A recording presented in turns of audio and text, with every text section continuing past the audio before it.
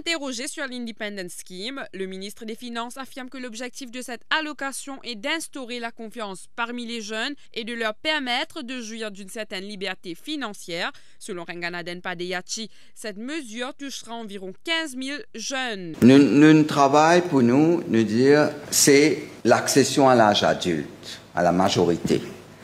Un adolescent, un jeune, quand il arrive à 18 ans, il gagne sa majorité, il devient un adulte. Il prend la vie en main. En général, souvent, les parents, ils trouvent ça l'argent-là. Et un enfant, quand il vient l'âge adulte, il a envie de gagner un petit peu l'indépendance aussi. Pourquoi? C'est ça, je te connais. Donc, nous avons envie de contribuer à ça. En tant qu'un gouvernement, nous pensons que c'est important qui, à ça l'âge-là, nous montrer qu'il nous avec lui et qui nous peut aider des morts sur la vie d'adulte. À peu près 15 000 jeunes qui pour gagner ça, nous dire ça, l'argent-là. Tous les années, comme ça, hein, comme on gagne 18 ans, nous mettons les. Et c'était là peut-être un jour quand un autre gouvernement vient, pour bien couper, parce qu'il là, je vais faire une conférence de presse avec sa gouvernement qui pour envie de couper partout là, mais pour pas pour nous, tous les années, nous prenons lui. Quand on gagne 18 ans, on gagne lui parce qu'il vient avec une 55e indépendance. 15 000 jeunes, comment ils gagnent 18 ans, il y a sur carte d'identité, ils font une demande auprès de la MRE, il y a une preuve, ils pour gagner sur 20 000 roupies, il y a un chèque qui nous met sur compte. Pour ce qui est de l'inflation, Renganaden Padeyachi prévoit un taux d'environ 7% à la fin de la prochaine année financière. Le gouvernement, selon lui, doit trouver des mesures pour soulager la population. L'inflation, il est là. Parce qu'il y a un gros parti là-dedans, il est importé. Mais nous, en tant qu'un gouvernement responsable, nous ne pouvons pas assister comme ça. Nous devons venir avec des mesures pour soulager la population. Parce que la population, c'est la population qui peut faire l'économie. Ce n'est pas l'effet qui nous peut mettre là qui peut créer plus d'inflation. Parce qu'il est là, on peut dire que l'inflation là, il peut venir locale. Moi, je suis content, moi, je dis franc.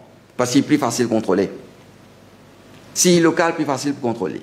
Mais le fait qu'il est international, c'est plus difficile. C'est même qu'on peut trouver, malgré le fait qu'aux États-Unis, en Europe, partout dans le monde, je ne prends une série de mesures pour ces casser ça la hausse inflation-là, mais il n'est pas casser comme ça, parce que je peux casse la demande quand je peux faire aller. Je peux empêcher, baisse la demande, force la demande baisser. Pas facile pour baisser la demande.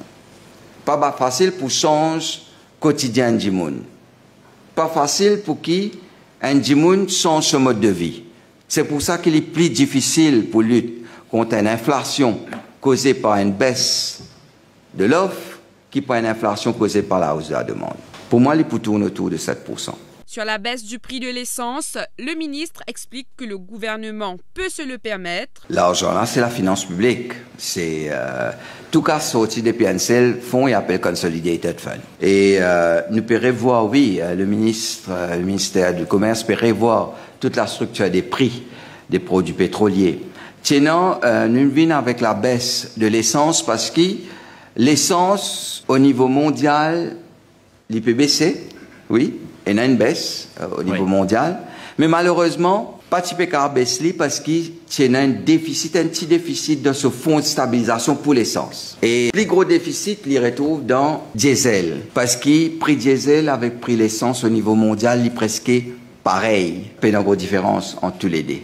Mais à Maurice se trouvait une différence conséquente. Et déficit là peut créer par le prix de diesel. Et nous pas capable d'augmenter le prix diesel. Je comprends bien qu'il augmente le prix diesel, ça affecte tous les autres secteurs. Rappelons que le leader de l'opposition donnera le coup d'envoi des débats budgétaires ce lundi à la reprise des travaux parlementaires. Pour plus de vidéos, cliquez sur like, abonnez-vous en cliquant sur subscribe et activez la cloche de notification pour rester informé.